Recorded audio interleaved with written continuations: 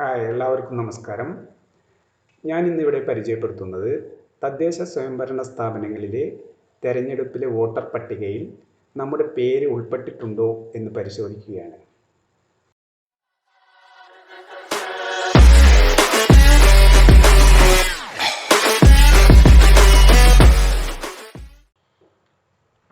ആദ്യമായി നിങ്ങൾ ചെയ്യേണ്ടത്, ഞാനൊരു ലിങ്ക് എൻ്റെ ഡിസ്ക്രിപ്ഷൻ ബോക്സിൽ ടൈപ്പ് ചെയ്തിട്ടുണ്ട്. ആ ലിങ്ക് ഇവിടേക്ക് കോപ്പി ചെയ്യുക. എന്നിട്ട് അത് ക്ലിക്ക് ചെയ്യുക. അപ്പോൾ നമുക്ക് സ്റ്റേറ്റ് ഇലക്ഷൻ കമ്മീഷൻ കേരളയുടെ ഒരു വിൻഡോ കാണാം. അതിൽ നമുക്ക് ഇതിൻ്റെ മേലെ തന്നെ ഏത് ഭാഷയിലാണ് നമുക്ക് ഈ പട്ടിക കാണേണ്ടത്, അതായത് ജില്ല, തദ്ദേശ സ്വയംഭരണ സ്ഥാപനത്തിൻ്റെ പേര് എന്നിവ തിരഞ്ഞെടുക്കുക ഏത് ഭാഷയിലാണ്, അതായത് ഇംഗ്ലീഷോ മലയാളമോ ഏത് വേണമെങ്കിലും സെലക്ട് ചെയ്യാം. നമുക്ക് ഏതാണ് അനുയോജ്യമായി തോന്നുന്നത് അത് സെലക്ട് ചെയ്യാം. ഞാനിവിടെ മലയാളം സെലക്ട് ചെയ്തു.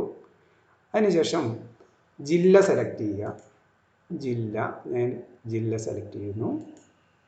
അതിനുശേഷം തദ്ദേശ സ്വയംഭരണ സ്ഥാപനം, അതായത് മുനിസിപ്പാലിറ്റി ആണെങ്കിൽ മുനിസിപ്പാലിറ്റി, ഗ്രാമപഞ്ചായത്ത് ആണെങ്കിൽ ഗ്രാമപഞ്ചായത്ത്, കോർപ്പറേഷൻ ആണെങ്കിൽ കോർപ്പറേഷൻ സെലക്ട് ചെയ്യുക. ഏത് സ്ഥാപനത്തിലാണ് നമ്മൾ ഉള്ളത് വെച്ചാൽ അത് സെലക്ട് ചെയ്യുക. ഞാനിപ്പോൾ എൻ്റെ തദ്ദേശ സ്വയംഭരണ സ്ഥാപനത്തിൻ്റെ പേര് ഇവിടെ കൊടുക്കാൻ പോവുകയാണ്. ഞാൻ പേര് കൊടുത്തു. അതിനുശേഷം നമ്മൾ വാർഡ് ക്ലിക്ക് ചെയ്യണം.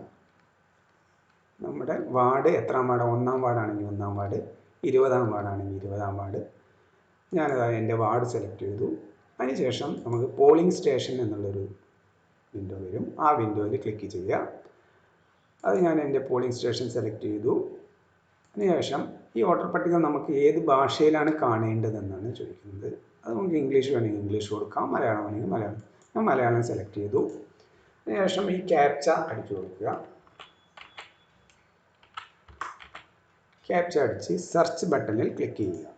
അതാണ് ഇപ്പോൾ എൻ്റെ വാർഡിലുള്ള ആളുകളുടെ പട്ടിക ഇവിടെ കാണാവുന്നതാണ്. ഇതിൽ ആദ്യം നമ്മൾക്ക് ഉള്ളത് നിലവിൽ വോട്ടർ പട്ടികയിൽ ഉൾപ്പെട്ടിട്ടുള്ള ആളുകളുടെ പേരാണ് ഫസ്റ്റ് ഇതിൽ വന്നിട്ടുള്ളത്. അത് കഴിഞ്ഞാൽ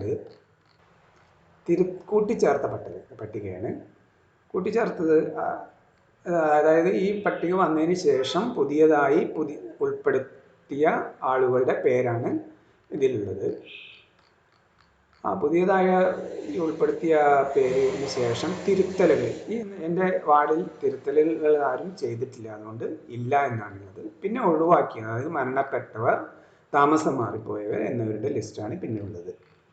അങ്ങനെ നമുക്ക് വളരെ എളുപ്പത്തിൽ ഈ അടുത്ത് നടക്കാനിരിക്കുന്ന പഞ്ചായത്ത്, ഗ്രാമപഞ്ചായത്ത്, മുനിസിപ്പാലിറ്റി, കോർപ്പറേഷൻ എന്നിവിടങ്ങളിലേക്കുള്ള തെരഞ്ഞെടുപ്പിൽ നമ്മുടെ വാർഡിലെ വോട്ടർ പട്ടികയിൽ പേര് ഉൾപ്പെട്ടിട്ടുണ്ടോ എന്ന് വളരെ എളുപ്പത്തിൽ പരിശോധിക്കാവുന്നതാണ്. ഈ വീഡിയോ നിങ്ങൾക്ക് ഇഷ്ടപ്പെട്ടെങ്കിൽ ലൈക്ക് ചെയ്യുക, സബ്സ്ക്രൈബ് ചെയ്യുക, ഷെയർ ചെയ്യുക. വീണ്ടും ഒരു വീഡിയോയുമായി വരുന്നതുവരെ ഗുഡ് ബൈ.